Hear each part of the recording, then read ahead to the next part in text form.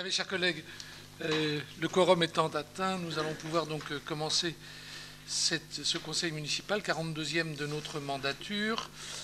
Je voudrais commencer par vous proposer de désigner comme secrétaire de séance Monsieur Arnaud Charpentier, notre Benjamin, si vous en êtes d'accord, et si lui-même accepte cette lourde charge.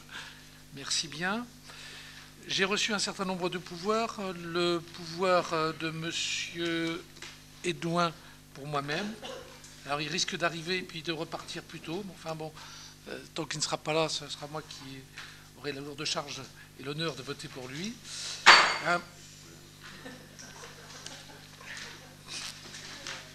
Je vois que l'opposition conteste bruyamment.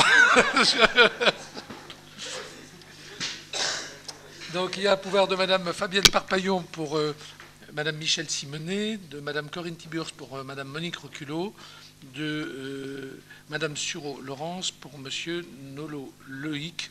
Et il y aura peut-être un pouvoir, s'il est obligé de partir plus tôt, de Monsieur Arnaud Charpentier pour Monsieur Daniel Gachet.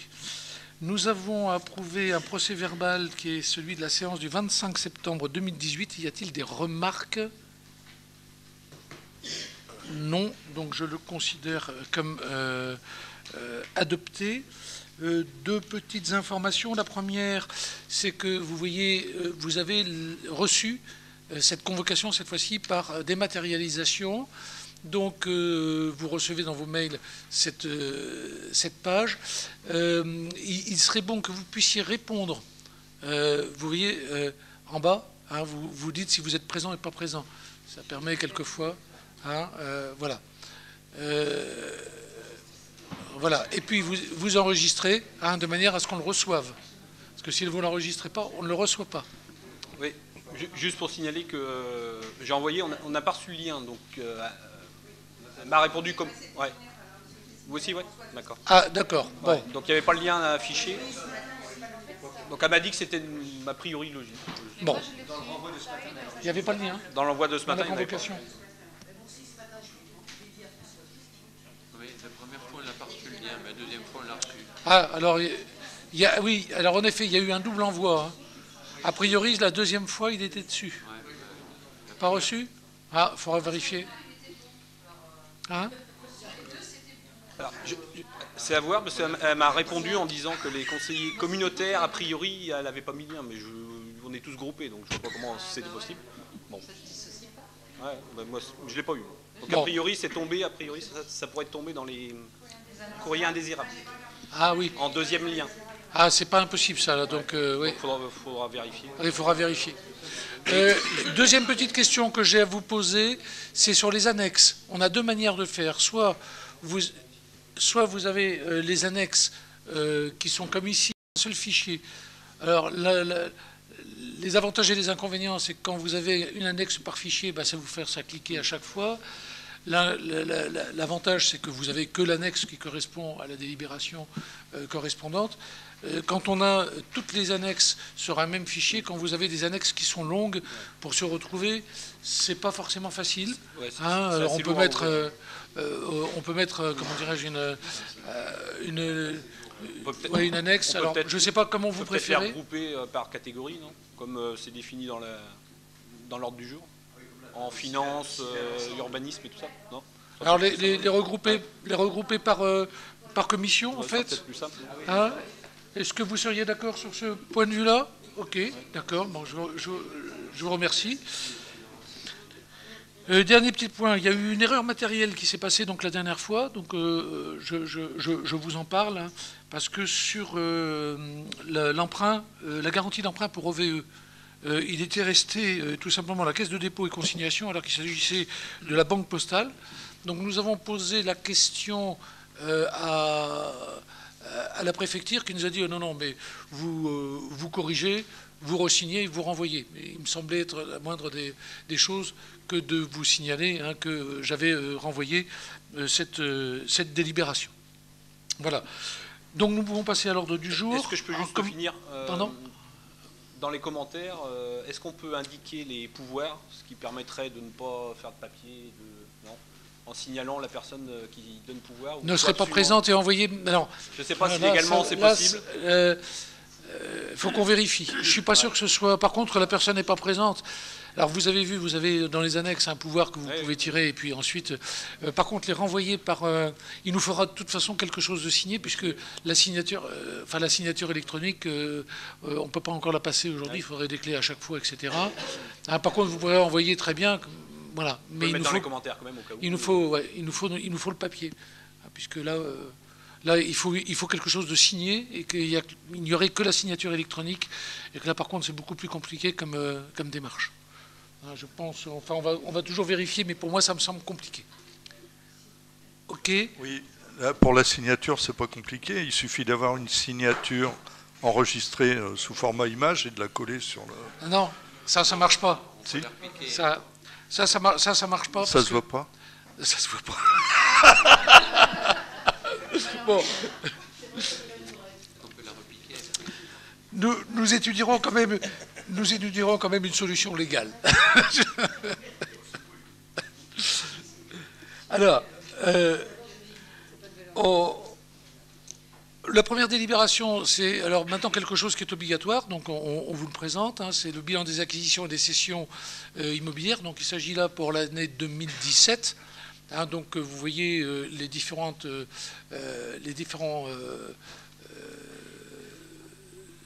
lots que l'on a acquis, qui peut être de la voirie ou des bâtiments. Hein, donc vous aviez les écoles des établières, vous aviez SNCF Réseau, donc c'était la partie qu'on a racheté pour faire le parking. Vous aviez donc rue Stéphane Traîneau, là, un morceau de voirie, hein, donc c'est qu'on est passé dans le domaine public. Et puis vous aviez le dernier paiement de l'ancien magasin vert, donc place des Acacias. Et puis nous avons cédé donc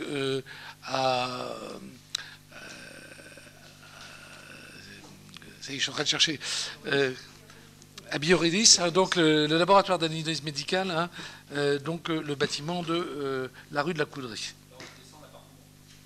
Sans l'appartement. L'appartement est toujours propriété de la ville. Voilà, bon, il y a juste à constater, hein, que ça a été donné. Nous avons ensuite une deuxième délibération sur des effacements de créances. Il s'agit du résultat d'une ordonnance du tribunal d'instance des Sables d'Olonne, donc là on est bien obligé de le subir, hein, qui nous demande d'effacer une créance de 808 € hein, sur les droits de place, hein, donc c'est suite à une liquidation. Donc y a-t-il des remarques ou des... Non. Donc y a-t-il des contre, des abstentions? Donc qui est pour? À l'unanimité, donc je vous en remercie. Ensuite, prochaine délibération. Alors, clôture du budget zone industrielle. Alors, ça demande un petit peu d'explication.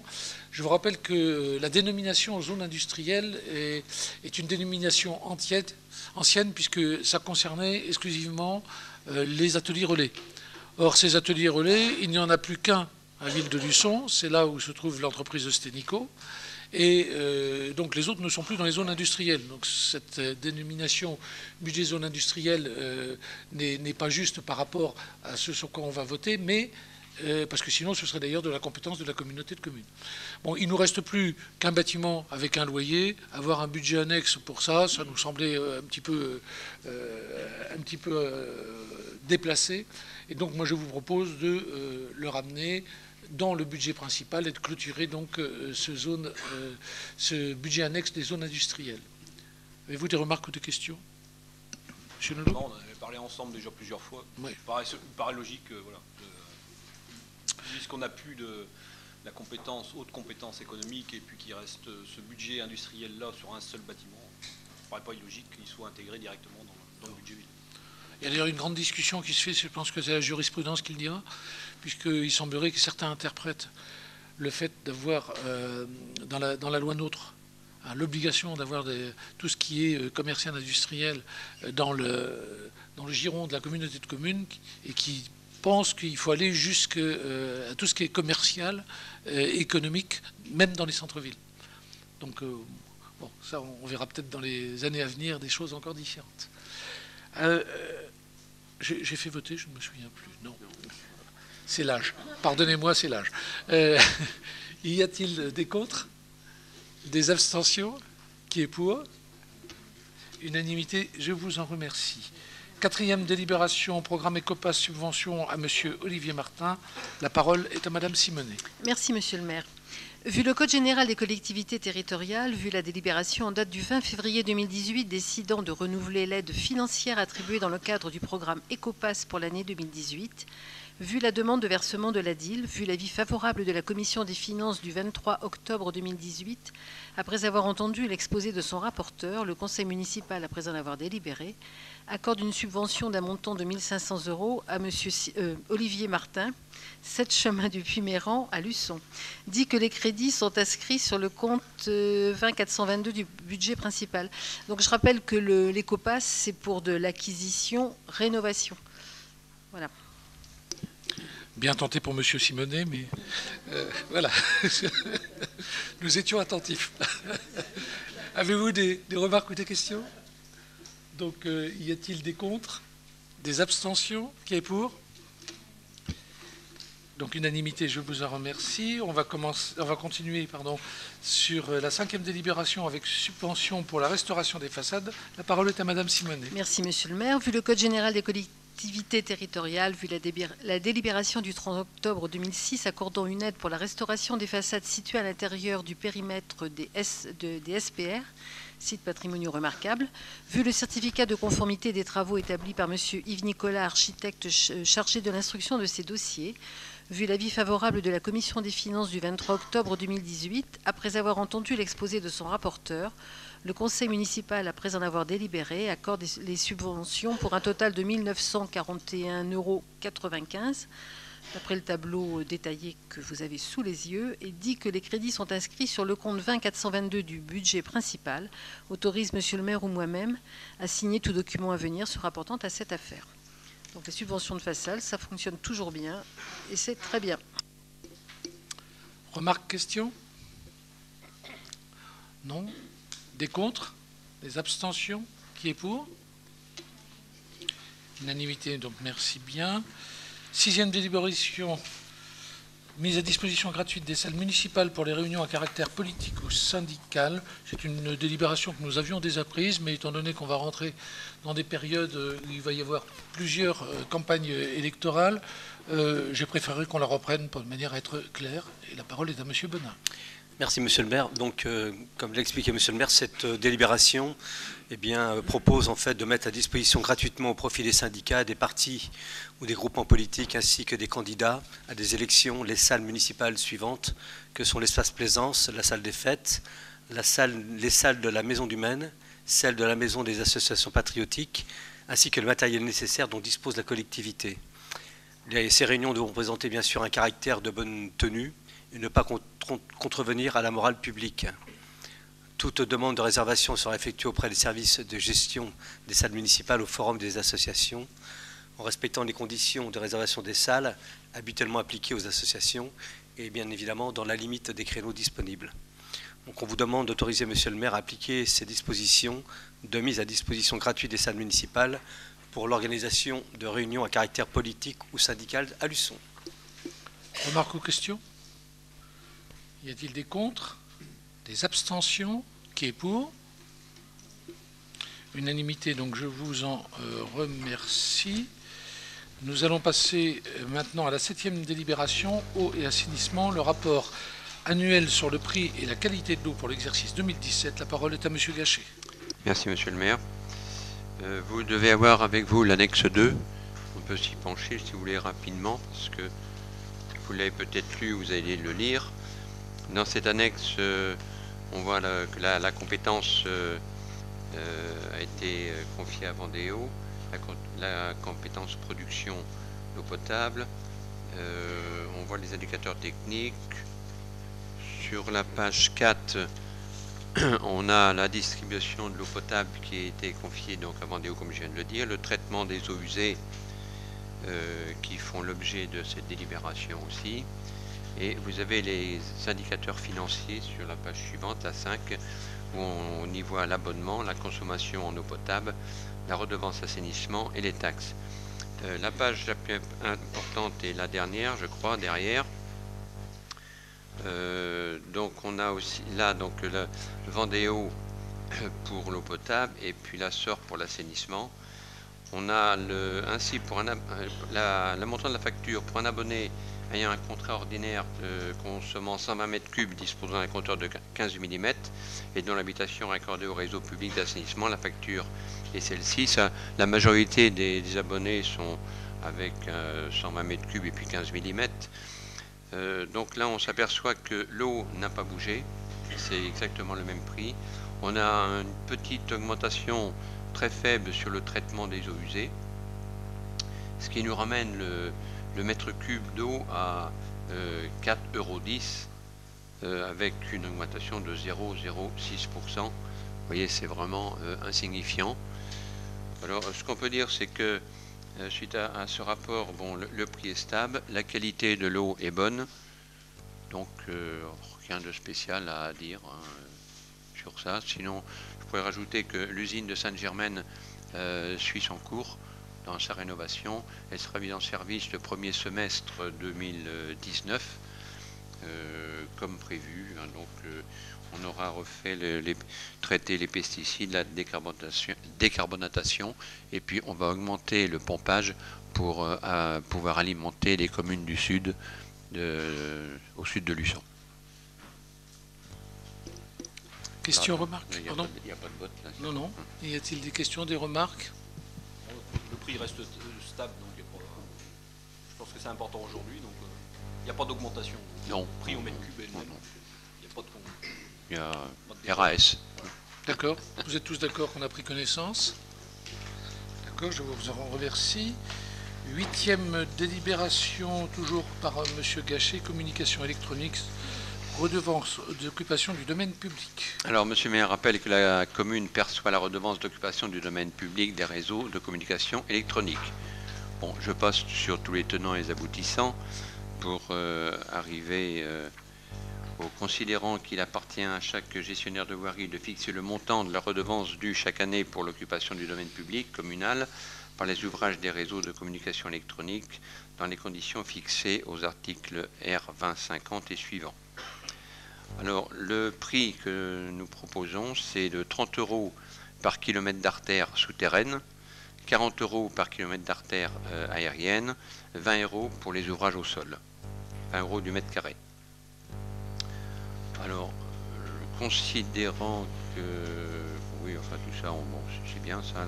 À la page suivante, on peut donc bénéficier, suite à ça, d'un taux de participation minoré sur les correspondants au génie civil en communication électronique des opérations d'effacement de réseau, à partir du moment où cette prestation, nous la laissons au CIDEV. Cette prestation représente environ 7 ou 000 € par an, mais nous bénéficions comme j'ai dit, d'un tarif minoré pour tout ce qui est génie civil. Donc si on fait beaucoup de travaux, on est gagnant. Si on ne fait pas beaucoup de travaux, on l'est moins.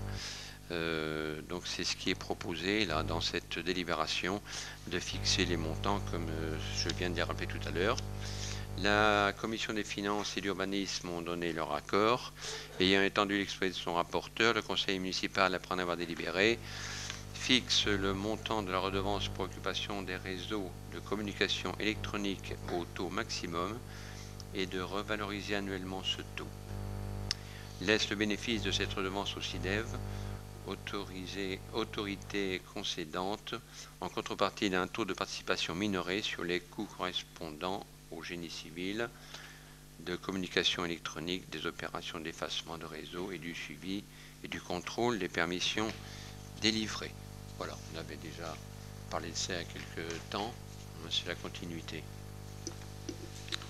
Voilà, donc on avait fait le calcul de savoir ce qui était le plus intéressant, c'est cette proposition-là qui devrait oui, surtout qu'on a être le meilleur pour la commune. Avez-vous des remarques ou des questions? Je pense que pour reverser 7 à 8 000 €, on est largement dans les clous derrière en récupérant donc un taux important sur les travaux, sur la fibre et sur l'enfouissement. On avait déjà reversé, je crois, la taxe d'électricité, hein, c'est ça, pour récupérer une part plus importante du CIDEV. Donc aujourd'hui, qu'est-ce qui reste à la ville reversé, ou est-ce qu'on doit adhérer totalement au CIDEV? Comment ça se passait? On n'était pas encore, on faisait partie des villes qui n'étaient pas adhérentes totalement au CIDEV, non, c'est ça? par rapport à certaines redevances où là aujourd'hui Oui. on leur reverse tout. En fait, on ne reversait pas la taxe sur l'électricité. Ouais, ça, on l'a. Ah, voilà, donc on le reverse, ce qui nous permet d'avoir des taux bonifiés, mais maintenant on est comme toutes les communes de Vendée. Ouais. Donc aujourd'hui on n'est plus à part, on intègre Complètement. directement. Alors, comme je l'ai dit, quelques années, une année on peut être gagnant, l'année d'après on peut l'être moins, mais bon, globalement je crois que c'est plus intéressant. On va le voir après sur les travaux qui vont être lancés derrière, on est largement gagnant. Merci. D'autres interventions? Non, donc je le soumets à votre vote. Y a-t-il des contre? Des abstentions? Qui est pour? À l'unanimité, merci, en notant que Monsieur Edouin était arrivé. Et donc, je n'ai plus de pouvoir, au moins pas celui de Monsieur Edouin. Voilà, deuxième délibération, SIDEV, géolocalisation des ouvrages sensibles. La parole est encore à Monsieur Gachet. Donc, monsieur le maire rappelle que la commune de Luçon a conservé l'entretien de son parc d'éclairage public et qu'à ce titre, elle se doit, comme tout concessionnaire, de rendre compte lors des travaux sur le domaine public. Alors, cette délibération, elle a pour objet d'autoriser le SIDEV, de lui demander de nous fournir des plans précis à moins de 50 cm pour le SIG. Donc, c'est très important d'avoir un plan de recollement qui soit à jour. Donc c'est l'objet de cette délibération, et considérant que l'exercice en commun de cette mission d'intégration des données dans le système d'information géographique nécessite une coopération entre la commune et le SIDEV. Alors le SIDEV nous demande une participation de 21 000 € pour cette opération. Les commissions d'urbanisme et des finances ont donné leur accord, et le conseil municipal, après en avoir délibéré, accepte la participation communale de 21 000 € hors taxe pour la géolocalisation des ouvrages sensibles. Et autorise monsieur le maire à demander toutes les subventions possibles et à signer toutes les pièces afférentes à ce dossier. Je rappelle que ces 21 000 €, on les paie une fois, mais c'est pas tous les ans. Heureusement. Des remarques et des questions? Non, de toute façon, on n'a pas le choix puisque c'est à partir du 1er janvier 2019.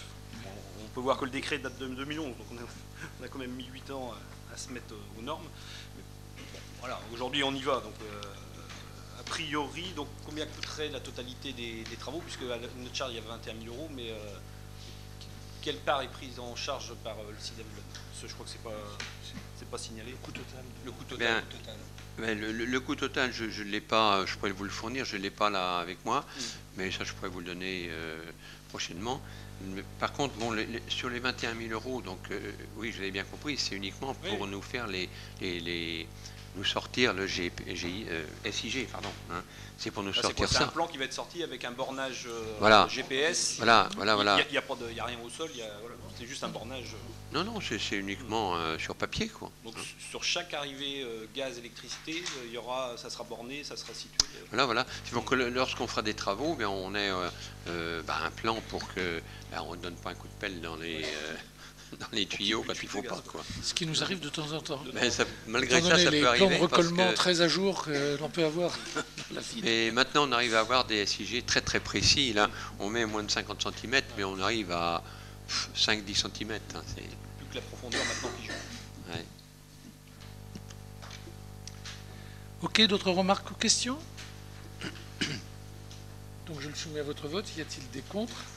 Des abstentions? Qui est pour? À l'unanimité, donc je vous en remercie. 10e délibération, toujours le SIDEV, effacement de réseau sur diverses rues. La parole est à Monsieur Gachet. Alors nous avons déjà passé plusieurs délibérations comme celle-ci. Hein. Monsieur le maire rappelle que Vendée Numérique va développer la fibre optique en 2018 et 2019 pour desservir l'ensemble des foyers luçonnais. Dans ce cadre, le SIDEV bonifie ses participations aux effacements des communes de Vendée. Alors là, il y a 3 rues qui sont concernées, la rue Henri Renault, la rue du Grand Moulin et le boulevard de l'Aumônerie.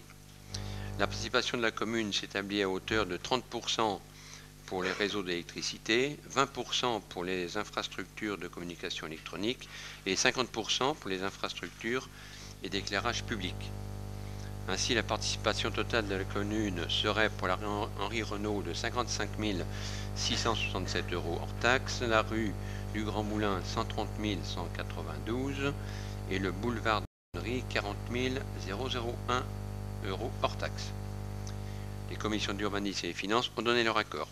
Le conseil municipal, après en avoir délibéré, accepte la participation communale pour le placement des réseaux et d'éclairage pour les montants que je viens de citer.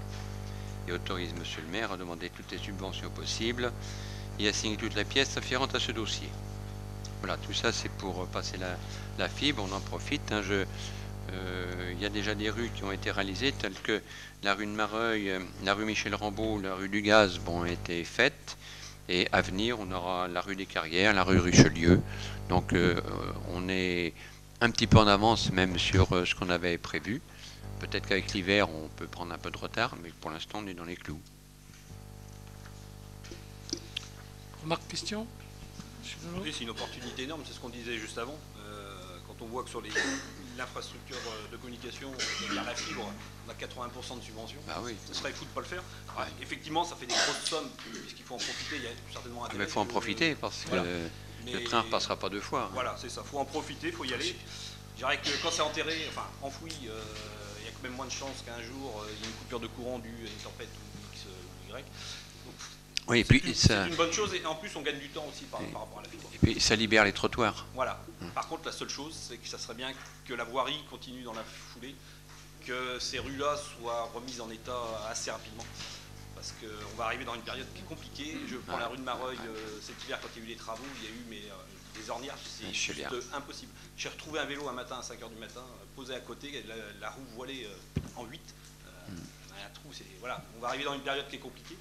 Ça serait bien qu'on puisse au moins avoir un suivi régulier et qu'on ne laisse pas des ornières et des nids de poules énormes pendant cette période. On sait, voilà, il y a les travaux, mais au moins qu'on assure derrière un suivi, au moins pour protéger les gens et les gens en vélo. Et toutes ces rues sont programmées, mais bon, il faut phaser. Hein. Au moins boucher les trous, faire mieux. Oui, oui, oui. Ok, y a-t-il d'autres interventions? Non? Donc je le soumets à votre vote. Y a-t-il des contre? Des abstentions? Qui est pour? Donc à l'unanimité, je vous en remercie. 11e délibération, SIDEV, convention pour la réalisation d'un audit énergétique. La parole est à monsieur Gachet. Alors, considérant le projet de travaux de remplacement des huisseries du bâtiment ancien de la mairie, on a pu s'apercevoir que les huisseries sont un peu fatiguées dans la mairie. Hein, et pour avoir les subventions, il faut faire un audit énergétique. Donc c'est le but de cette délibération, de vous demander si vous êtes d'accord pour ça. La commission d'urbanisme et des finances ont donné leur accord. Le conseil municipal, après en avoir délibéré, autorise monsieur le maire à signer la convention avec le SIDEV relative à la réalisation d'un audit énergétique de l'ensemble immobilier de la mairie.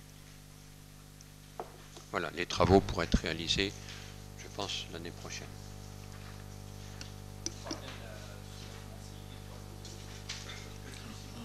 Celui-là, oui. Oui, oui. Celui-là, oui. Remarque ou question? Dans un premier temps. Donc, y a-t-il des contre? Des abstentions? Qui est pour?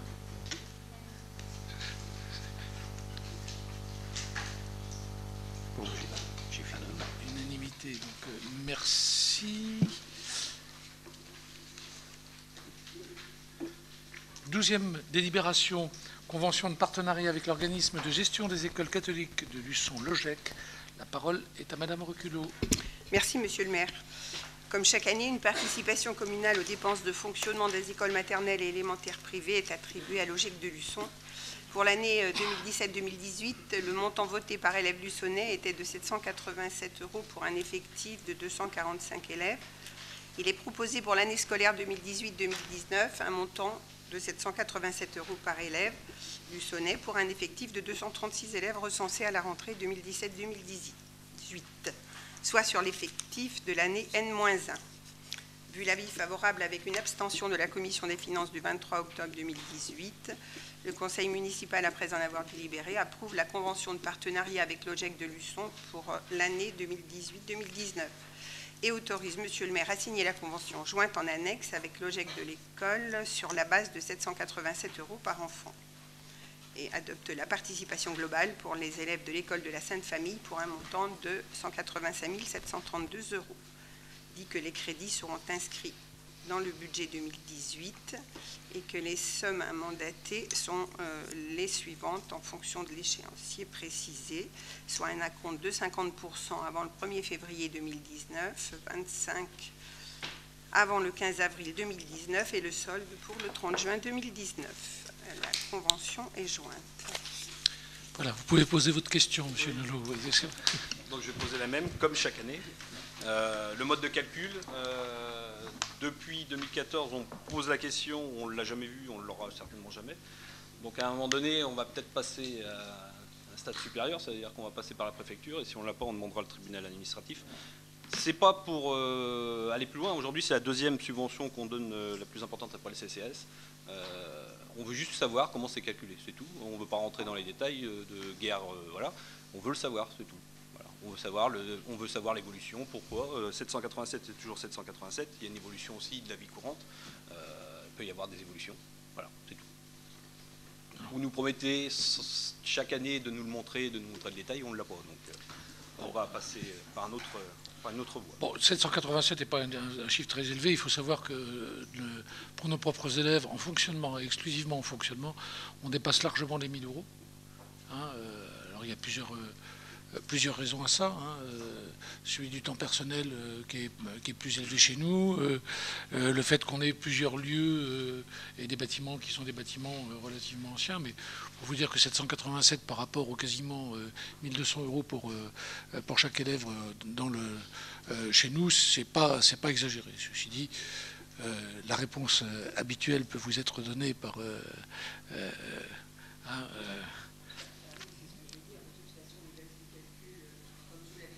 le micro, je veux bien. Les bases de calcul, comme je vous l'avais dit, qui avaient été demandées par l'association, le biais de l'association des maires n'est jamais revenu, pour pouvoir comparer avec d'autres communes. Et à partir de là, voilà, les bases sont toujours les mêmes, mais elles n'ont pas évolué pour autant. Les bases qu'on n'a pas, c'est ça le problème. C'est ça. Les bases de la ville aussi. Après, chaque collectivité peut aussi avoir des bases différentes, hein, puisque tout dépend ce qui est compris justement dans cette participation. On ne va pas chercher la petite bête, hein, c'est vrai. On veut savoir à un moment donné ce qui rentre en calcul, ce qui est rentré en calcul, ce qui est soustrait aussi de ce calcul, c'est tout. Voilà. On veut savoir ce qui est compté réellement. Il n'y a pas de guerre, voilà, c'est juste savoir, ça fait depuis 2014 qu'on le vend, même avant. Bien avant, puisque... Moi, je sais pas, oui, les bases, le calcul d'origine, je ne l'ai pas forcément non plus. Peut-être qu'il y a un dossier qui pourrait se retrouver. Je ne sais pas depuis combien d'années elle a été versée et sur quelle base, à l'origine, elle avait été évaluée. À partir de là, moi, je vais dire qu'elle a 7 ans, il y a 7 ans qu'elle n'a pas évolué, hein, puisque je crois que la dernière évolution qu'on lui a fait faire, c'était en 2011, je crois, l'année 2010-2011. Ça n'a pas bougé depuis et je ne vais pas dire que les bases ont modifié puisque le calcul n'a pas été modifié et que le montant n'a pas été modifié non plus. Et que le fait qu'il y ait moins d'enfants muçonnais qui fait baisser aujourd'hui la subvention. Oui, c'est ça. On était à plus de 210 000 je crois pendant un temps, là aujourd'hui on est à 100 000. Oui, c'est ça. On a 9 élèves en moins cette année par rapport à l'an passé. On est toujours élèves luçonnais. Les effectifs n'ont pas baissé cette année, mais on a moins d'élèves luçonnais concernés. Voilà. Bon, les bases de calcul ont été données à une époque. Hein, c'est vrai mais du fait qu'il n'y a pas d'augmentation et une demande supplémentaire, c'est vrai que les bases de calcul qui ont été données à l'époque, on pourrait vous retrouver hein, dans les archives, ou qu'on pourra demander à l'EGEC, hein, tout simplement, eh bien, sont, comme je vous le dis, de toute façon, pas exagérées hein, par rapport au coût qu'on peut avoir, nous, hein, dans nos écoles. D'autres remarques ou questions ?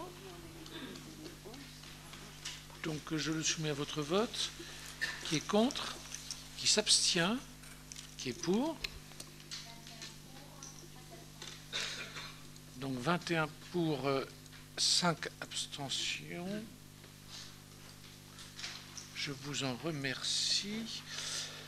13e délibération, Théâtre Minandi, saison culturelle 2018-2019, convention de partenariat avec l'association Click Photo 85. En l'absence de Madame Parpaillon, c'est Madame Simonet qui va nous traiter cette délibération. Merci, Monsieur le maire. Donc c'est une délibération que nous renouvelons tous les ans pour Click Photo 85 qui nous réalise de belles photos qu'après on peut exposer. Et puis ça permet en effet de garder dans nos archives. C'est vrai que c'est important d'avoir un souvenir de tous les spectacles qui ont pu être présentés. Donc vu l'avis favorable de la Commission des finances du 23 octobre 2018, ayant entendu l'exposé de son rapporteur, le Conseil municipal, après en avoir délibéré, approuve les termes de la convention de partenariat culturel conclue avec l'association Click Photo 85 située au Forum des services 14 Place Leclerc à Luçon et représentée par son président M. Daniel Roy et autorise M. le maire ou Mme Fabienne Parpaillon, adjointe au maire, à signer la convention et toutes les pièces afférentes à ce dossier. Et vous avez bien entendu la convention qui était jointe en annexe 7. Merci bien. Remarques ou questions?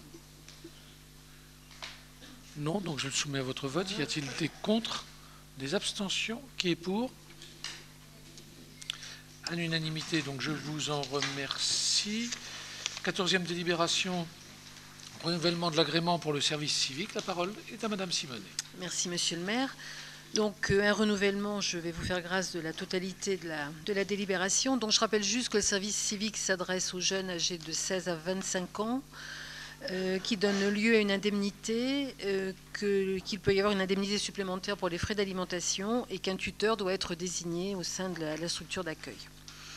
Donc, vu l'avis favorable de la Commission des finances du 23 octobre 2018, ayant entendu l'exposé de son rapporteur, le Conseil municipal, après en avoir délibéré, renouvelle à compter du 21 janvier 2019 le dispositif du service civique au sein de la collectivité, autorise Monsieur le maire ou moi-même à demander le renouvellement de l'agrément nécessaire auprès de la direction départementale interministérielle chargée de la cohésion sociale, autorise Monsieur le maire ou moi-même à signer les contrats d'engagement de service civique avec les volontaires et les conventions de mise à disposition auprès d'éventuelles personnes morales, et autorise Monsieur le maire à ouvrir les crédits nécessaires pour le versement d'une prestation en nature ou d'une indemnité complémentaire nette de 107,58 € par mois au 1er janvier 2018, qui peut évoluer en fonction de l'indice brut 244 pour la prise en charge de frais d'alimentation ou de transport.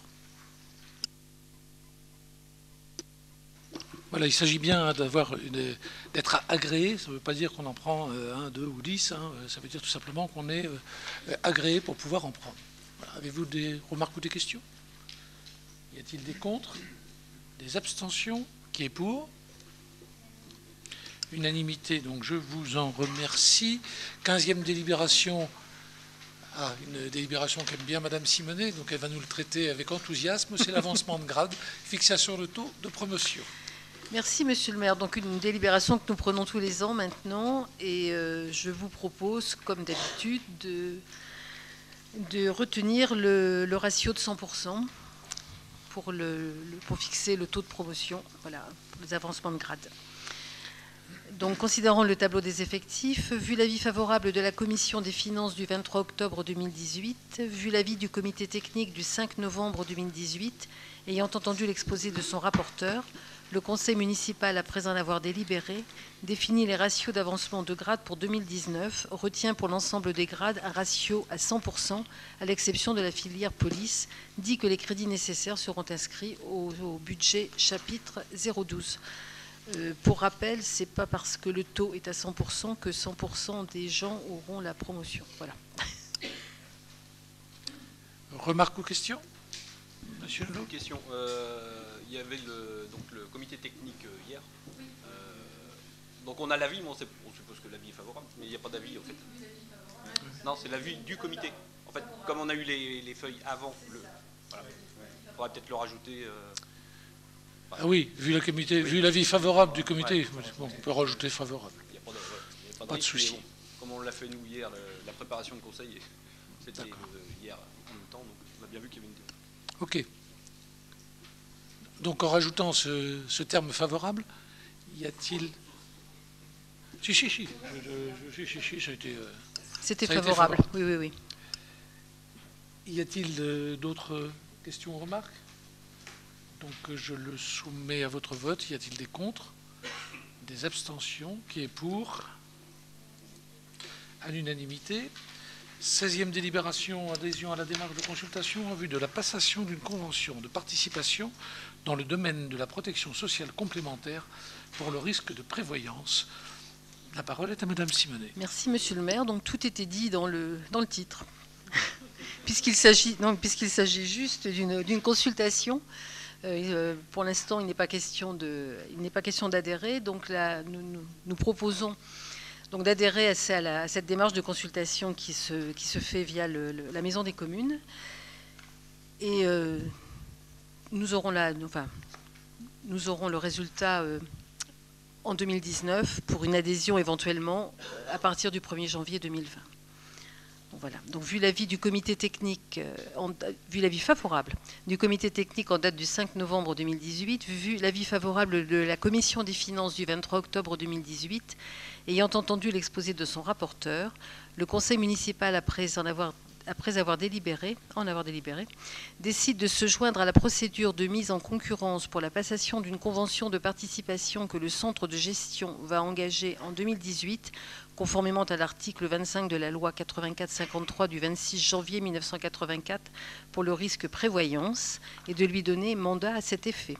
Apporte une participation au financement de la protection sociale complémentaire de ses agents à raison de 5 € bruts par agent et par mois, base temps complet, conformément à la délibération du 9 avril 2013 susvisée, prend acte que les tarifs et garanties lui seront soumis préalablement à la signature de la convention de participation souscrite par le centre départemental de gestion. Voilà.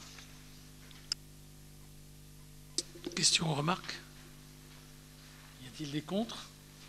Des abstentions? Qui est pour? Unanimité, donc je vous en remercie. Nous allons passer donc à la 17e délibération. Il s'agit de dérogation au repos dominical des salariés relevant de la compétence des maires pour l'exercice 2019. Donc, je vous rappelle, en fait, depuis 2015, sur la loi Macron, il y a des dérogations exceptionnelles au travail du dimanche qui ont été élargies, ainsi pour les commerces de détail. Donc, dans le domaine de l'alimentation, elles pouvaient ouvrir le dimanche matin. Maintenant, elles peuvent ouvrir tout le dimanche pour les journées donc, qui sont données par le maire. Et puis pour les commerces de détail non alimentaires, il existe des dérogations qui étaient au nombre de 5 et qui sont passées au nombre de 12. Donc, nous nous sommes tournés donc, tout simplement vers la CAP, hein, l'association de commerçants et d'artisans, pour savoir ce qui pourrait les intéresser. Donc, vous en avez le détail. Pour les établissements de commerce de détail, ce serait donc le 13 janvier pour les soldes d'hiver, le 30 juin pour les soldes d'été, le 1er septembre pour la rentrée scolaire, et les 8, 22 et 29 décembre pour les festivités de Noël. Et pour les établissements de commerce automobile, ce serait le 20 janvier, le 17 mars, le 16 juin et le 13 octobre. Une question avait été posée sur les commerces de meubles.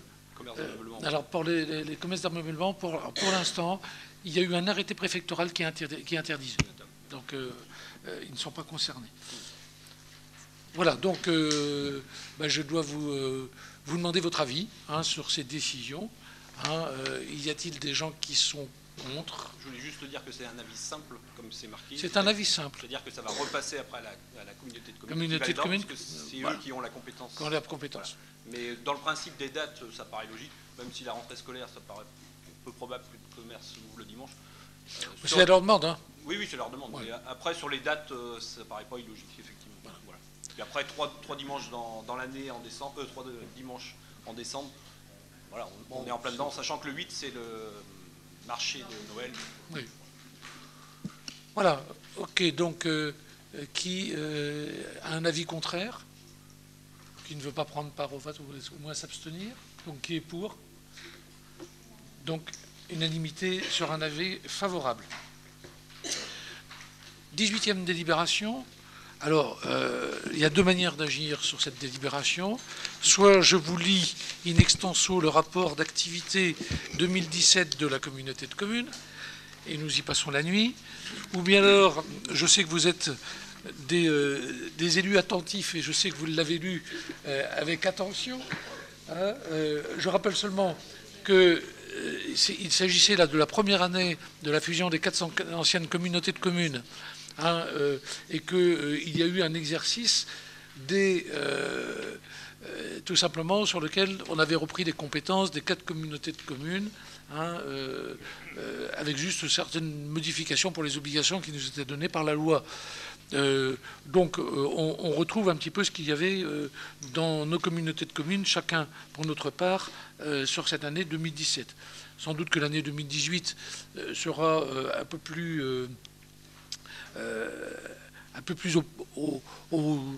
comment dirais-je là, au juste par rapport à ce qui va se faire dans les années suivantes, puisque nous sommes en train de voir quel va être le projet de territoire, hein, ce projet de territoire se tournant surtout sur un côté, moi, qui me satisfait assez, puisqu'on parle d'un projet de territoire sur lequel on parle surtout de la fierté de notre territoire et la bonne connaissance que l'on a à faire savoir de notre territoire. Donc ça, nous en reparlerons certainement plus longuement. Donc dans ce rapport, vous avez un certain nombre de choses sur les compétences que l'on connaissait dans notre ancienne communauté de communes du Pays Né de la Mer. Et pour d'autres communautés de communes, il y avait d'autres compétences, mais qui ne nous concernaient pas, puisqu'elles n'avaient pas été élargies ou rendues aux communes au cours de 2017. Donc, puisque vous avez lu attentivement ce rapport, avez-vous des questions à me poser ou des réflexions à faire? Monsieur Nolot? Ça sera plus une réflexion. On l'a déjà vu à Saint-Michel, à l'intercommunalité, nous, les 2 présents sur les 5, donc on ne va pas rentrer en détail. La réflexion, c'est plus sur le fait de ce qu'on avait craint à un moment, et qui est en train d'arriver malheureusement. C'est le manque de démocratie locale, de débat, aujourd'hui, dans le conseil municipal. On voit aujourd'hui, non, mais pas entre nous, hein, mais on voit que les compétences aujourd'hui ont été transférées. On voit aujourd'hui, c'est le 3e conseil municipal qu'on fait, qui va tenir à peine 1 heure. Voilà, il y a un moment donné, ce qu'on avait craint avec le départ de certaines compétences, qu'il y ait moins de débats ici et on soit moins concernés. Ça pourrait être une bonne chose s'il y avait ce même débat qui avait été fait ici, à Saint-Michel, dans ce lieu. Malheureusement, aujourd'hui, il y a peu de débats. La dernière fois, je suis intervenu, j'étais quasiment tout seul, il y a quand même 72 élus. Malheureusement, les gens ne se rendent pas compte, et certains élus ne se rendent pas compte, qu'aujourd'hui, on est sur un gros territoire et que tout passe par ce territoire-là. J'ai peur qu'à un moment donné, on se coupe un peu de la population qui ne comprend toujours pas le fonctionnement de cette... Même s'il y a du mieux, hein. C'est encore compliqué. Il suffit de prendre le recueil des actes administratifs. Hein. Vous regardez la fin, vous voyez ce qu'on a voté dans l'année, la première année. Vous pouvez tourner les pages, il y en a un paquet. Entre les ressources humaines, l'habitat, l'environnement, le transport, la santé publique, et j'en passe et j'en passe. Effectivement, aujourd'hui, on se décharge un petit peu sur les conseils municipaux. Je crois qu'en juillet, on a fait à peine 1 heure. En septembre, on a fait à peine 1 heure. Puis là, on va faire 1 heure. Alors tant mieux, je dirais, s'il n'y a pas de débat qui éclate plus que ça, c'est qu'on est assez d'accord sur certaines choses. On pourrait débattre sur d'autres choses, il y aura d'autres débats, hein. Je pense à l'école entre autres. Mais voilà, il reste peu de choses aujourd'hui, hein. Les compétences, elles ont été évacuées. Et malheureusement, il n'y a pas de débat là-bas. On est 72, la dernière fois, on n'a pas pu y aller. Je crois qu'il y avait 42 élus. Il y a la démocratie, on est en train de la perdre et il ne faut pas s'étonner qu'à un moment donné, les gens ne viennent plus voter ou se sentent plus concernés. Voilà, c'était la réflexion qu'on avait à faire. Et on voit, il y a du travail, hein. C'est pas n'importe quoi, c'est lourd. Hein. Il n'y a pas de 200 employés aujourd'hui. Enfin, ça, oui, employés. Voilà, c'est un gros territoire et bon, on enlève... que les gens ne s'étonnent pas si, effectivement, aujourd'hui, on fait 1 heure au conseil municipal.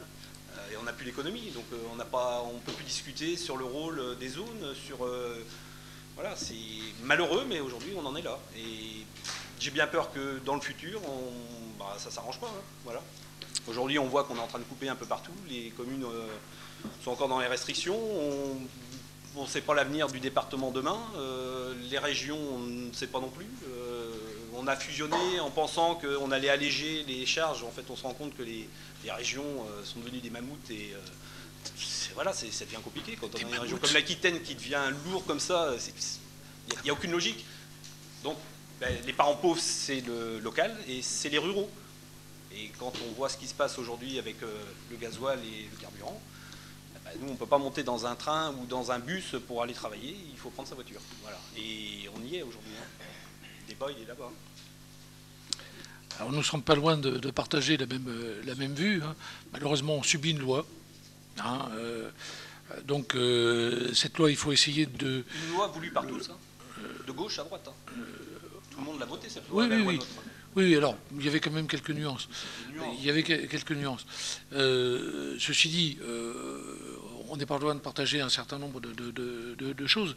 Ce qu'il fallait faire, c'est que face à une loi, il fallait essayer de tirer le mieux possible son épingle du jeu. Hein, ce qui a été donc le choix, parce qu'aujourd'hui la communauté de communes, comme vous l'avez dit, a beaucoup de compétences. Il y a beaucoup de compétences qui appartenaient autrefois aux communes et qui sont passées sur les communautés de communes. Et donc, pour pouvoir avoir du poids pour aller chercher les différentes subsides auprès des autres supracollectivités, on va appeler ça comme ça, que sont le département, la région, mais surtout l'État et voire même l'Europe, plus on pèse, plus on est écouté. Donc c'est la raison pour laquelle on a en effet un territoire qui est un territoire large.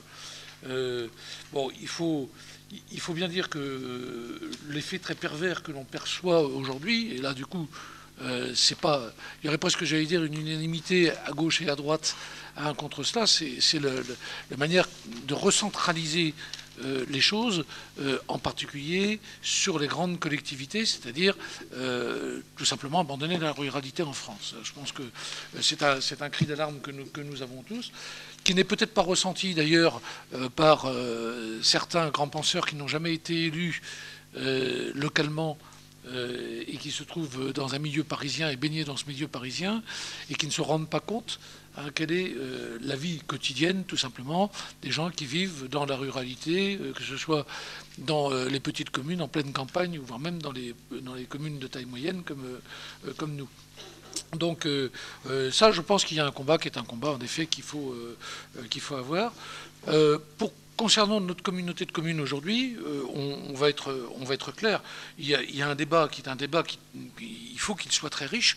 Et je viens d'en parler sur justement la fabrication du projet de territoire. Cette fabrication du projet de territoire est vraiment ce que va devenir notre territoire demain. C'est peut-être un des seuls endroits, malheureusement, où aujourd'hui on peut arriver à réfléchir sur la projection de l'avenir de nos territoires avec les moyens dont on peut être à peu près assuré sur un avenir. Je suis d'accord avec vous. Demain, sur les communes, on ne sait pas quelles vont être nos compétences, on ne sait pas quels vont être nos moyens, on ne sait pas finalement ce que le maire de demain, et quand je dis demain, c'est un avenir relativement proche, je dis que le prochain mandat va peut-être pas beaucoup bouger, mais le mandat d'après, on risque d'avoir finalement des maires qui vont gérer des choses au quotidien, qui sont des choses de la vie commune et qui ne sont plus de la progression ni de la construction de la commune. Il y aura des maires qui auront la chance de pouvoir faire la construction de la ville, mais de la petite commune et de la commune rurale, je pense malheureusement que c'est quelque chose qui, aujourd'hui, a vécu. Et je dis bien malheureusement, je suis le premier à le regretter, même si jamais dans un contexte qui est un contexte de mondialisation, qu'il soit européen, même extra-européen, le fait d'avoir 36 000 communes en France était un petit peu difficile. Je pense qu'il y avait des visions qui étaient des visions de regroupement sur certaines compétences, sans avoir des compétences obligatoires comme on nous en donne aujourd'hui, puisque si on veut avoir un petit peu plus d'argent, il faut avoir au moins 12 compétences, prises dans les compétences les plus structurelles, des compétences des collectivités locales. Je pense qu'il y avait d'autres moyens d'y arriver.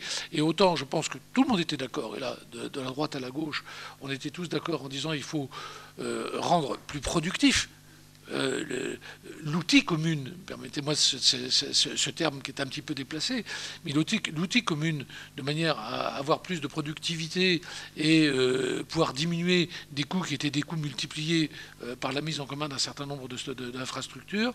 Aujourd'hui, on a dérapé carrément dans un sens qui est beaucoup plus gigantesque par rapport à la vie quotidienne de chacun d'entre nous. Et quand je dis nous, je parle bien des territoires ruraux, puisque quand vous appliquez ça au niveau des villes, finalement, ça ne change pas grand-chose. hein, si ce n'est qu'on est en train tout simplement de recentraliser des pouvoirs.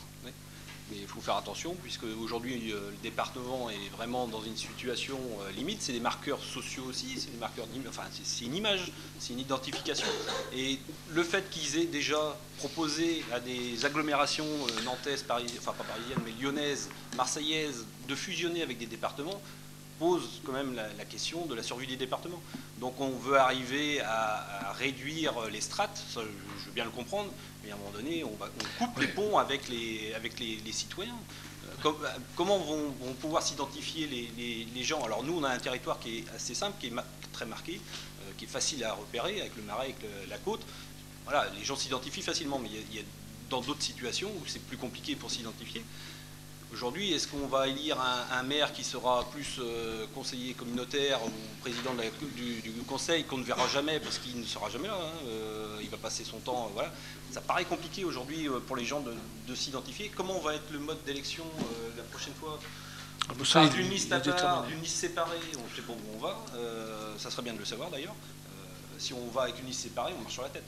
C'est-à-dire que demain, on a une liste municipale qui va gérer le quotidien, les crottes de chiens et puis la tombe de la pelouse, et puis une autre liste qui sera luçonnaise mais qui ira siéger ailleurs. Il faut être réaliste à un moment donné, et bon, voilà, il ne faut pas s'étonner que derrière les idées populistes montent. Hein. Réfléchissons bien à ce qu'on est en train de faire. On est à un tournant, je pense, un tournant politique, et malheureusement, on est en train de se couper, peut-être nous aussi hein, d'ailleurs, hein, on est peut-être les premiers aussi à se couper. Aujourd'hui, quand vous parlez avec les gens, c'est pas leur premier. Pourtant, ils en parlent tous les jours, hein, mais c'est pas leur première réflexion. Monsieur Bonnat? Oui. Oui, ben moi, j'aurais plutôt avoir une vision très optimiste hein, de notre situation, parce que là, je crois qu'aujourd'hui, la communauté de communes est en train de se construire. On l'avait dit hein, déjà. Hein, ça fait à peine 2 ans qu'elle est en construction. Donc le devenir va se faire. Il faudra, on avait dit, il fallait la fin du mandat là, pour pouvoir effectivement mettre en place les compétences, qu'elles soient optionnelles, facultatives. Elles ne sont même pas encore tout à fait bien figées. Hein. Il y a encore énormément de travail à faire. Je crois, enfin, pour les délégués communautaires qui sont présents ici, il n'y en a pas tellement, c'est vrai, qui représentent la ville de Luçon. On a de la chance d'être 8 quand même. Hein. C'est déjà pas mal auprès de la communauté de communes sur 72 élus. Oui, on a la chance d'être 8. De chez nous et 3 de chez vous. Donc on est 11 en tout, donc c'est quand même important déjà. Et si vous assistez, oui, si vous assistez aux commissions, dans les commissions, il y a quand même du débat, il y a du travail de fait. Moi, je me souviens dans les dernières commissions qu'on a fait en ce qui concerne les voiries, le balayage des rues, etc. Il y a vraiment du débat, du travail qui est fait en amont, donc bien évidemment. Alors après, c'est au conseil communautaire. Voilà. Et quand je dis qu'il n'y avait pas de débat, c'est que quand il y a eu le PADD sur le projet de territoire, il n'y a pas eu de débat, les gens ne se sentent pas concernés. Pourtant, c'est le marqueur du futur. Là, on est en train de après, je peux comprendre, là aujourd'hui, on vote sur les dimanches ouverts ou pas. Effectivement, ça va arriver là-bas, les gens vont tourner la page. Le gros problème dans le cadre du SCOT aujourd'hui, c'est qu'effectivement, quand on est dans ces phases-là, PADD, etc., c'est très technique. Tout le monde s'y retrouve pas forcément. Il faut encore attendre un petit peu que ça évolue pour vraiment quand on sera sur le parcellaire, là, vraiment les gens, on touchera du doigt effectivement notre propre parcelle sur notre commune. Et là, le débat viendra certainement, il sera beaucoup plus vif. Je voudrais simplement continuer. Je crois qu'effectivement, où tu as raison, c'est qu'il faut qu'on communique sur qu'est-ce que la communauté de communes aujourd'hui, expliquer ce qu'elle est, et bien sûr, surtout être très optimiste sur le devenir de nos communes. Alors, bien sûr, les petites communes vont devoir fusionner, hein, c'est pour ça, c'est pas pour rien que la loi NOTRe passe par là, dans le cas des communes nouvelles, mais une ville comme Luçon, c'est quand même la ville-centre, la ville au centre de la communauté de communes. En plus, on a cette chance-là d'être au centre, et moi, je reste optimiste sur le fait qu'on a beaucoup de choses à développer encore, et on sera porteur de projets, force de proposition, ne serait-ce que par exemple dans le cadre du centre-ville, hein, de la revitalisation du centre-ville. On a un travail énorme à faire, on le sait très bien, hein, on en est convaincu. Je prends l'exemple, cet après-midi, j'ai croisé 3 personnes en ville, eh bien elles arrivent du 93. Ça fait 1 mois et demi, elles ont quitté la région parisienne, elles ont dit on n'en peut plus. On n'en peut plus effectivement des agglomérations, des grandes métropoles.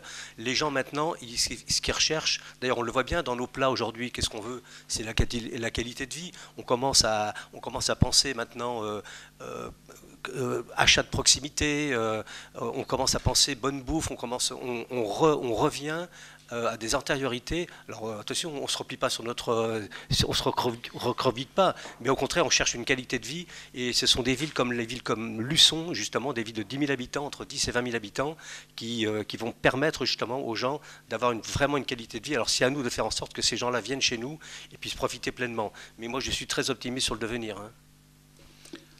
Je pense que pour revenir sur un point précis de votre intervention, quand vous parliez des départements et des fusions de certaines grandes villes dans les départements, il est un fait que la vision d'un département de quelqu'un qui habite dans une grande ville par rapport à nous, la vision est complètement différente. Aller parler des votes de départements et de régions en plein centre de Paris, ils ne comprennent pas trop ce à quoi ça se fait, même si jamais il y a des compétences qui sont des compétences qui les touchent directement, parce que l'infrastructure est telle qu'elle. N'oublions pas quand même, et pour aller dans le sens de l'optimisme de M. Benin, que la culture française est une culture profondément rurale. Hein, et donc à un moment ou à un autre, c'est quand même le peuple qui vote. Hein, et qui à un moment ou un autre où les choses, il faut faire confiance à cette démocratie et à la bonne intelligence des Français autour de ça. Quoi qu'il en soit, on a quelque chose, nous, aujourd'hui, à construire. C'est ça qui est important. Parce que sans perdre de vue ces notions fondamentales de la politique de demain, tout en se posant les questions qu'on s'est posées jusqu'à maintenant, celles que vous posiez, celles que je posais, il faut se dire quand même qu'on a une certaine construction à faire dans un cadre qui est nouveau. Il faut le reconnaître, la loi NOTRe a fait des grandes modifications dans cette vision-là, et qu'on a un double pari à faire, qui est celui de répondre à un pari d'ouverture vers le monde, et un autre qui est le fait de se maintenir dans ce à quoi nous tenons tous, c'est-à-dire notre culture et notre culture rurale. L'exercice n'est pas facile. L'exercice sera d'autant plus compliqué qu'aujourd'hui, l'exercice d'un mandat est un exercice qui devient quasi professionnel. C'est-à-dire qu'autrefois, on pouvait arriver à gérer un petit peu à vue, avec quelques bonnes idées, etc. Aujourd'hui, ce monde-là est terminé. On est dans un monde excessivement complexe, avec une structuration qui est une structuration juridique et administrative qui fait qu'aujourd'hui, et je vous le concède, le citoyen ne sait plus qui fait quoi. Ça, on est tout à fait d'accord. Ceci dit, notre rôle aujourd'hui, c'est d'essayer de tirer le meilleur parti de cette structure administrative, de cette structure politique, au sens organisation, bien sûr, des collectivités. Et là, par contre, on peut être optimiste, parce que le fait d'avoir cette discussion, ne serait-ce que le fait d'avoir cette discussion entre nous ce soir, avec un sens qui est quasiment commun, fait qu'il y a quand même une passion de notre territoire. Quand je disais tout à l'heure que finalement, aujourd'hui, moi je suis très heureux de voir qu'on est en train de construire un projet de territoire qui est un projet de territoire sur la fierté du territoire, sur notre attachement à notre terre, à nos traditions, à notre histoire, à ce qu'elle sera demain. Ça, c'est un point qui est excessivement positif. Et je pense qu'en effet, on peut avoir un certain optimisme vis-à-vis de ces sentiments. Il ne faut pas lâcher ces sentiments. C'est surtout ça qui est important aujourd'hui, et je pense que le rôle des élus de demain, ce sera justement d'être des locomotives pour pouvoir entraîner les gens sur cette fierté, sur cette volonté de vouloir rester sur des territoires qui sont des territoires ruraux, parce que nous avons choisi d'être dans des territoires ruraux. Comme le disait M. Benin aujourd'hui, vous avez des gens qui ont été dans les grandes métropoles, qui aujourd'hui en ont assez de la vie des métropoles, et qui ont envie de revenir ce sur quoi nous vivons tous les jours, c'est-à-dire cette tranquillité, cette qualité de vie. Et même si aujourd'hui, le fait que l'on vive en campagne parce que le fioul est plus cher, eh bien, ça nous coûte... C'est aussi un choix de chacun d'entre nous de pouvoir le faire. Je suis d'accord avec vous, mais ces gens qui viennent des grandes métropoles veulent ce qu'ils ont connu. Pas les mauvais côtés, mais les bons côtés. Et ils sont demandeurs de choses que nous, on n'a pas aujourd'hui. Et c'est là-dessus qu'il faudra travailler. Quand ils ont eu du transport, ils aiment bien avoir le transport, surtout à un certain âge. Aujourd'hui, il n'y a pas de transport. On en a parlé sur le projet de territoire. Les gens ne viennent pas habiter tous à Luçon, jusqu'à preuve du contraire. Ils vont aussi habiter dans les petites communes aux alentours. n'y a pas de transport, il y a des gens qui n'ont pas de voiture, il y a 50% de Parisiens qui n'ont pas de voiture aujourd'hui. Donc quand ils viennent là, soit ils en achètent une, soit ils trouvent un fonctionnement pour se déplacer. Il leur faut, ils ont connu, ils veulent des choses qui existent aujourd'hui. Donc ils sont assez exigeants dans les commerces, ne serait-ce que dans les médecins, dans un hôpital, d'avoir des choses. Aujourd'hui, c'est là-dessus qu'il faut se battre, c'est dans le maintien, minimum le maintien des services. Oui, ça on est d'accord. De dire que ça va pas, si on n'a pas de médecin demain, ces gens-là, ils vont aller ailleurs. Alors ça, on est pleinement d'accord. Là aussi, hein, c'est de la responsabilité régalienne.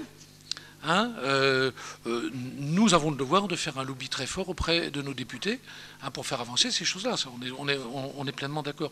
Mais ça revient à ce que je dis, c'est qu'aujourd'hui, être un élu local, c'est avoir une véritable volonté et une compétence de manière à pouvoir construire une chose dans des conditions très différentes de ce pourquoi dans des conditions différentes de ce que l'on a connu il y a quelques années pour faire cette construction. Il y a quelques années, la construction, elle était relativement facile. On avait besoin de quelque chose, on mettait un emprunt, on n'arrivait pas à rembourser l'emprunt, on augmentait les impôts, et on faisait notre petite structure et notre petite popote. Alors, on sait aujourd'hui que c'est terminé. C'est beaucoup plus complexe que ça. Et dans cette complexité, il y a par contre une lumière, un espoir, hein, que l'on peut avoir et que l'on doit avoir. Et donc je pense que c'est le concept même de l'engagement politique de chacun d'entre nous qui doit être réfléchi. Alors on tombe dans quelque chose de beaucoup plus philosophique qu'une discussion que l'on peut avoir autour d'un projet, d'un rapport ou d'une chose. Mais je pense que cette discussion est intéressante parce que ça montre justement que le français est avant tout français, que le français a ses attachements, il a ses racines, il a son histoire, et qu'il a envie de se projeter dans cette histoire. Et que notre rôle à nous, c'est justement d'imaginer le monde de demain, localement, hein, à travers donc cette conception qu'ont les gens. Quand on dit, il y a des gens qui ont été dans les grandes métropoles, qui reviennent et qu'est-ce qu'ils viennent chercher chez nous? Ils viennent chercher une tranquillité, ils viennent chercher le silence, ils viennent chercher le fait que ils peuvent prendre leur vélo pour aller, même s'il y a quelques trous, en faisant le tour, qu'ils puissent aller se balader dans une campagne, ce qu'ils ne pouvaient pas faire jusqu'à maintenant, parce qu'ils ont tout simplement envie de vivre. Hein, disons les choses telles qu'elles sont. Et moi, combien de fois j'entends... Là, par contre, on parle d'une population... typique aujourd'hui. Oui, non mais j'entends des gens, ben oui, parce qu'ils ont la possibilité de le faire. Voilà. Mais là, l'infrastructure de la société, on ne va pas la refaire ce soir. Mais ces gens-là, ça veut dire qu'ils ont vécu dans des endroits où ils n'avaient pas envie de vivre, parce que l'obligation qui a été faite par l'infrastructure politique telle qu'on la connaît aujourd'hui les avait amenés à aller là où ils n'avaient pas envie d'être. En même temps, les retraités, ceux qui deviennent retraités dans ces agglomérations-là, il y a très peu de retraités qui restent sur place, ou c'est ceux qui n'ont pas du tout les moyens de pouvoir changer de vie. Mais la grande majorité de ceux qui peuvent partir partent aujourd'hui, que ce soit chez nous ou dans le sud. C'est ce que je dis. La qualité de vie, on l'a ici. Et c'est ça notre richesse. Et c'est là-dessus qu'il faut travailler. Et c'est là-dessus qu'il faut la maintenir. C'est là qu'il faut avoir des véritables prospectives. Alors dans un cadre complètement différent de ce qu'il y a quelques années, ça demande beaucoup de travail, beaucoup d'imagination, ça demande beaucoup de participation. Nous, on en est totalement conscients. Ça fait longtemps qu'on est conscient. Aujourd'hui, c'est plus ici que ça va se passer, c'est là-bas. C'est pour ça que je veux le redire et que les gens l'entendent et l'écoutent. C'est plus ici que ça va se passer, c'est là-bas, pour la grande majorité des décisions. Il y a un effet pervers, c'est qu'on nous impose, Paris nous a imposé l'idée de l'image allemande du fédéralisme en disant c'est la solution de beaucoup de choses. On voit aujourd'hui que c'est pas la solution de beaucoup de choses, puisque vous l'avez dit, et moi je le pense aussi, les Français sont français et ils sont attachés à leur culture et à leur terre. Les Allemands ont 30 000 communes, je crois, ou même moins, 17 000 communes, je sais plus, 17 000, je crois. Nous, on est à 36 000, on est arrivé à 33 000, on va fusionner. Il n'y a aucune logique pour qu'il y ait des communes de 100 habitants aujourd'hui. Aucune. Hein. On est très clair là-dessus. Voilà, donc que ça fusionne, c'est pas grave. Mais l'effet pervers aussi d'identification dans ces petites communes-là, c'est, on le voit, prochaines élections, combien de maires vont arrêter, usés par ce qui se passe aujourd'hui, entre le fait qu'ils se retrouvent souvent tout seuls dans leur commune, à prendre des décisions tout seul, presque tout seul, à aller à la communauté de communes et à avoir des réunions à tour de bras, parce qu'on en a tous, mais eux encore plus. Demain, on ne sait pas qui va se présenter de leur côté, et peut-être qu'on va aller au bout du bout de ce que je souhaitais ceux qui sont là-bas à Paris, c'est-à-dire qu'il n'y ait plus personne à se présenter et qu'on leur impose une fusion claire et nette, comme il a failli arriver à Trieste la dernière fois, où ils ont trouvé une liste 2 jours avant la fin. Voilà. C'est ce qui va arriver, à mon avis. Faut être clair. Mais voilà, on part malheureusement dans... Bon, on n'arrive pas dans de la démocratie pure, là, aujourd'hui. Et c'est ce que je craignais, et c'est ce qui va se passer. Sur le nombre de maires, il y a au moins 50% qui va arrêter demain. Plus. Voilà. Plus que ça. Non, mais le renouvellement, c'est très bien. Mais le problème, dans ces petites communes-là, il n'y a pas grand monde derrière qui a envie de prendre la place. Hein. Non, mais c'est vrai que je le dis très souvent, hein, le maire d'une toute petite commune, il n'a pas les moyens. Je me souviens d'un maire qui avait été toute sa vie dans un bureau et qui a été élu dans une toute petite commune de Vendée, et qui me disait, mais j'ai même plus les moyens de payer quelqu'un pour conduire le tracteur pour tailler les haies, c'est moi qui le fais.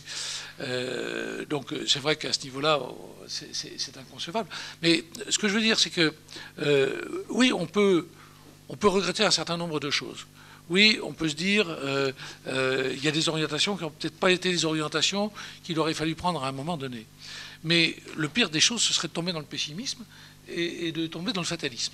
Je pense que, au contraire, c'est le rôle des élus et des élus locaux de dire ouais, il y a des choses qui n'ont pas été bien, il y a des choses qui nous chiffonnent aujourd'hui, mais à toute chose négative, on peut en tirer quelque chose de positif, et c'est à nous de l'imaginer. C'est une des raisons pour lesquelles, d'ailleurs, je crois profondément à la vision de l'élu. Pourquoi ? Parce que ce que voudrait le pouvoir central, et on comprend bien, c'est d'avoir une France qui serait commandée par une administration, point. Le rôle d'un administratif, c'est quoi ? C'est tout simplement d'appliquer une règle qui a été donnée dans un cadre précis. Si jamais il sort de ce cadre-là, il ne remplit pas sa mission. Hein ? Donc, celui qui doit faire bouger les lignes, c'est l'élu. Et c'est l'élu local. Et c'est là notre force et notre puissance. C'est par notre passion, c'est par notre envie que nous arriverons à faire bouger les choses. Et ça, je pense que les uns et les autres autour de la table, non seulement on le ressent, mais on en a envie. Et moi, c'est ça qui me rend optimiste face à ce que l'on connaît aujourd'hui et qui, quelquefois, peut nous donner des maux de tête. Hein, je le reconnais. D'autant plus qu'on voit finalement que sur cette délibération, on n'a pas parlé une seconde du rapport de la communauté de communes. On a tout simplement parlé de l'envie que l'on a de voir notre collectivité bouger. Et ça, c'est positif. Voilà, mes chers amis, si jamais il n'y avait pas d'autres interventions, je voudrais vous remercier de bien vouloir prendre acte que nous avons pris connaissance de ce rapport d'activité. Et donc, je vous remercie et je vous souhaite une bonne soirée à vous tous.